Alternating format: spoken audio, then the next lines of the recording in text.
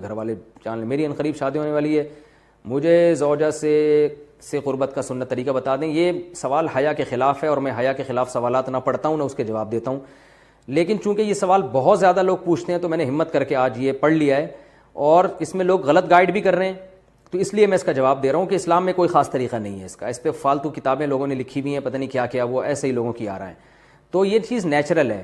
جیسے کوئی پوچھے کھانا کھانے کا طریقہ کیا ہے, تو بھائی منہ میں نوالا ڈال کے چباؤ, نگل لو, خود بخود فطرت سکھاتی ہے انسان کو. تو ایسی زوجہ کے قریب فطرت خود سکھا دیتی ہے.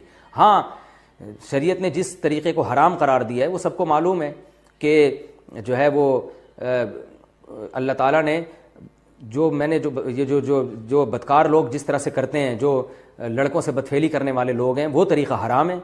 تو باقی اللہ تعالیٰ نے میاں بیوی کا معاملہ رکھا ہے, ایک دوسرے کا لباس ہیں, تو کمرے کی باتیں ہیں وہ جیسے چاہیں مناسب سمجھیں, وہ ان کا اپنا ذاتی عمل ہے, اس کا کوئی خاص طریقہ نہیں ہے, اور یہ نیچر انسان کو خود سکھاتی ہے. نہ یہ طریقے نہ کسی سے سیکھنے کی ضرورت ہے. بعض لوگ تو حد درجے کی بے شرمی کرتے ہیں, وہ شادی سے پہلے جو ہے وہ فحش فلمیں دیکھتے ہیں تاکہ ہمیں طریقہ آ جائے. یہ انتہائی درجے کی بےہودگی ہے, انتہائی درجے کی ایک لعنتی عمل ہے یہ. تو یہ کوئی خاص طریقہ نہیں ہے. میاں بیوی ایک دوسرے کا لباس ہیں, وہ جس طرح سے ایک دوسرے کو سیٹسفائی کر سکتے ہیں وہ کر لیں, تاکہ ان کی توجہ کسی اور طرف نہ جائے, وہ حلال کی تسکین ان کی بند کمرے کے اندر ہو جائے. اور یہ باتیں لوگوں سے شیئر بھی نہیں کرنی چاہیے. آج یہ بھی ایک حرام کاری ہو رہی ہے, میں بہت سخت الفاظ استعمال کر رہا ہوں اس لیے کہ یہ, اور میرے پاس کوئی ہلکا لفظ نہیں ہے. وہ کیا ہوتا ہے کہ مرد اپنی زوجہ سے ہم بستری کر کے اس کے راز دوستوں کے سامنے فاش کر رہا ہوتا ہے, میں نے ایسے کیا, میں نے ایسے کیا. لڑکیاں بتا رہی ہوتی ہیں اپنی فرینڈس کو کہ میرے شوہر نے میرے ساتھ ایسے کیا. یہ بہت لعنتی عمل ہے. آپ صلی اللہ علیہ وسلم نے فرمایا جو عورت اپنے شوہر کے راز یا شوہر بیوی کے راز فاش کرتا ہے اس پر لعنت ہے, حدیث کا مفہوم ہے یہ. تو یہ بند کمرے کی میاں بیوی کی باتیں, جس طرح سے وہ ایک دوسرے کو سیٹسفائی کر سکتے ہیں وہ کریں, ایک دوسرے کے لیے وہ حلال ہیں. اور بس وہ طریقہ جو لڑکوں سے بدفعلی والا طریقہ ہے وہ طریقہ اسلام میں حرام ہے. اور اللہ تعالیٰ نے حالت حیض میں زوجہ سے ہم بستری کو حرام قرار دیا کیونکہ اس میں گندگی ہے.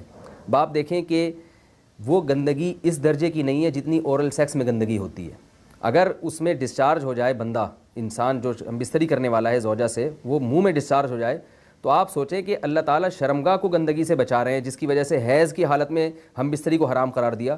تو منہ جس سے انسان کھانا کھاتا ہے, جس سے کلمہ پڑھتا ہے, اور جو انسان کے جسم میں سب سے اشرف عضو ہے, سب سے زیادہ معزز اور مکرم عضو ہے, اس میں ایسی گندگی کو ڈالنا کہاں سے جائز ہو سکتا ہے, کہاں سے حلال ہو سکتا ہے. تو آج بعض متجدد قسم کے لوگ جو ہے نا اس کو حلال قرار دے رہے ہیں, تو یہ بالکل غلط ہے. تو یہ بات خوب ذہن میں رکھیں کہ اورل سیکس کے ذریعے اپنی خواہش کو پورا کرنا اس طور پر کہ ڈسچارج ہو جائے انسان عورت کے منہ میں, بیوی کے منہ میں, یہ بالکل حرام ہے, بالکل ناجائز ہے. کیونکہ منی ایک غلیظ اور ناپاک اور گندگی ہے اور ناپاک اور نجس چیز ہے.